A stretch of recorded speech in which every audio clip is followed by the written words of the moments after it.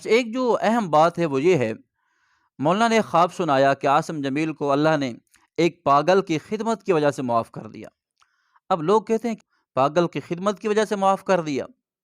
اب پاگل کی خدمت، بھئی آپ اپنے عقل کا علاج کراؤ، تمہاری باتیں پاگلوں والی ہیں۔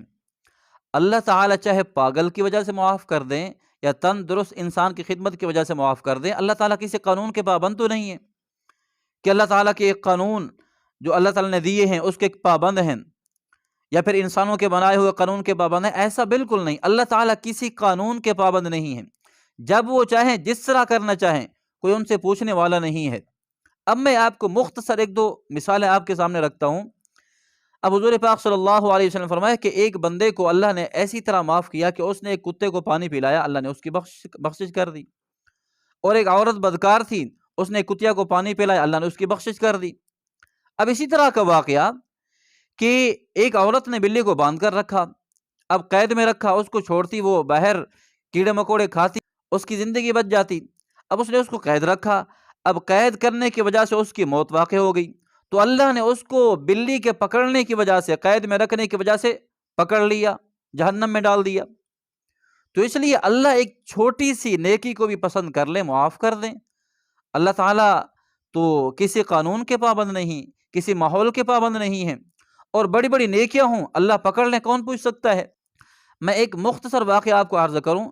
ہمارے ایک عالم تھے مولانا رفیع عثمانی صاحب رحمۃ اللہ علیہ، وفات پا گئے، اللہ ان کی قبر کو روشن کریں، آخرت کی منازل آسان فرمائیں۔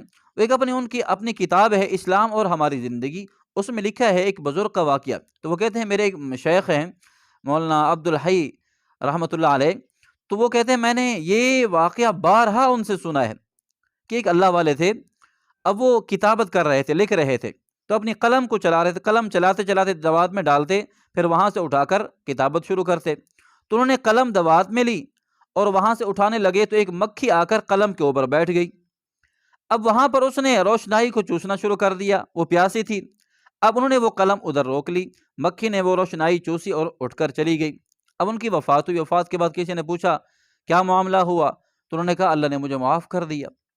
اب انہوں نے کہا کہ اللہ نے کیسے معاف کر دیا، کون سے عمل کی وجہ سے؟ تو وہ کہتے ہیں جب اللہ کے سامنے میں حاضر ہوا تو اللہ نے فرمایا بندے میں نے تجھے معاف کر دیا، تو بخشا ہے، جنت میں چلا جا۔ تو وہ کہتے ہیں کہ تو میں بھی یہ سمجھنے لگا اللہ نے مجھے حدیث کی برکت کی وجہ سے، تفسیر کی برکت کی وجہ سے معاف کیا ہوگا۔ تو اللہ نے فرمایا دیکھے میرے بندے، ایک وقت تھا تو نے وہ قلم روک لی میری ایک چھوٹی سی مخلوق کے لیے کہ وہ پیاسی تھی، وہ اپنی پیاس بجھا لے، اور تو نے یہ میری محبت کی وجہ سے کیا اور میری مخلوق پر رحم کرنے کی وجہ سے کیا، میں نے تجھے اس عمل کی وجہ سے معاف کر دیا۔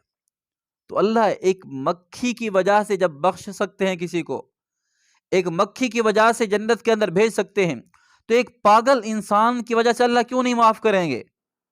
بھئی اپنے عقل کا علاج کراؤ، عقل صحیح ہوگا تو بات سمجھ آئے گی۔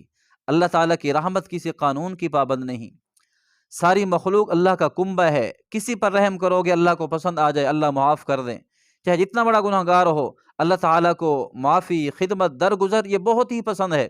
احساس جس کو کہتے ہیں احساس، ایک چونٹی پر رحم کرو گے اللہ معاف کر دیں گے، ایک پاگل پر رحم کرو گے اللہ معاف کر دیں گے، یہاں تک کہ ایک کمزور سے کمزور چیز جو انسان کی ذہن کے مطابق خراب سے خراب چیز ہے، وہ مکھی ہے، اس پر شفقت کرو گے اللہ کی مخلوق سمجھ کر اللہ معاف کر دیں گے۔